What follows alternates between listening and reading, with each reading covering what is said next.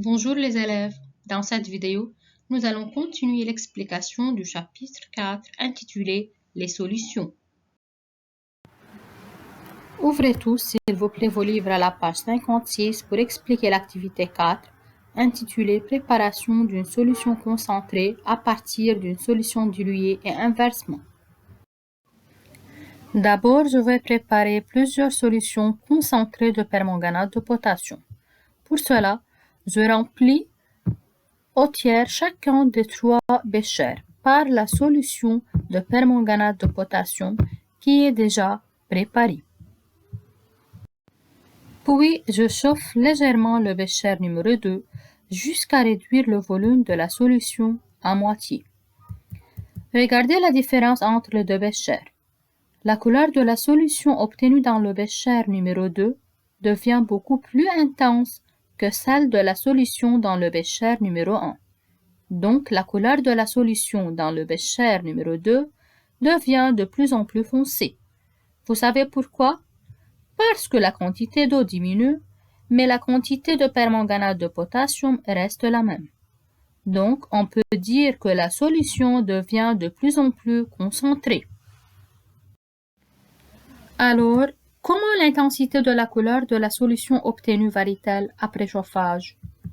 Après chauffage, la couleur de la solution obtenue dans le bécher numéro 2 devient beaucoup plus intense que celle de la solution dans le bécher numéro 1. Donc, la couleur de la solution obtenue dans le bécher numéro 2 devient de plus en plus foncée. Par suite, la solution devient de plus en plus concentrée. Pourquoi? Comme on a dit, parce que la quantité d'eau diminue, mais la quantité de permanganate de potassium qui est le soluté reste la même. Maintenant, je veux préparer une solution concentrée de permanganate de potassium, mais en utilisant une deuxième méthode, qui est la suivante. J'ajoute une petite quantité de permanganate de potassium dans le bécher numéro 3 à l'aide d'une spatule. Puis, j'agite la solution.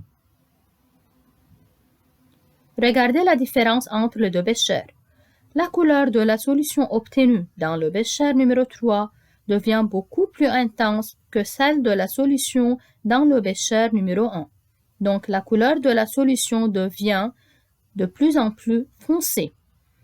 Faites attention les élèves, la quantité d'eau ici reste la même, mais la quantité de permanganate de potassium a augmenté. Donc, on peut dire que la solution devient de plus en plus concentrée, parce qu'on a augmenté la quantité du soluté, mais la quantité du solvant, qui est l'eau, reste la même. Alors, comment l'intensité de la couleur de la solution obtenue varie-t-elle après ajout du permanganate de potassium? Après ajout du permanganate de potassium, la couleur de la solution obtenue dans le bécher numéro 3 devient beaucoup plus intense que celle de la solution dans le bécher numéro 1. Pourquoi? Parce qu'on a augmenté la quantité du soluté dans le bécher numéro 3. Donc, la solution devient de plus en plus concentrée. Donc, comment peut-on préparer une solution concentrée à partir d'une solution diluée? Une solution concentrée peut être obtenue à partir d'une solution diluée, ou bien en augmentant la quantité du soluté, ou bien en diminuant la quantité du solvant. Maintenant, je veux préparer une solution diluée. Pour cela, j'ajoute de l'eau dans le bécher numéro 2. Regardez la différence entre les deux béchers. Après ajout de l'eau, la couleur de la solution dans le bécher numéro 2 devient de plus en plus claire. Donc, elle devient de plus en plus diluée. Pourquoi? Car la quantité d'eau a augmenté, mais la quantité de permanganate de potassium reste la même.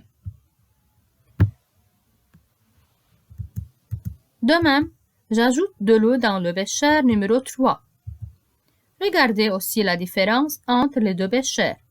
La solution dans le bécher numéro 3 devient de plus en plus claire après ajout de l'eau. Pourquoi? Car la quantité d'eau a augmenté, mais la quantité de permanganate de potassium reste la même. Il s'agit donc d'une solution diluée.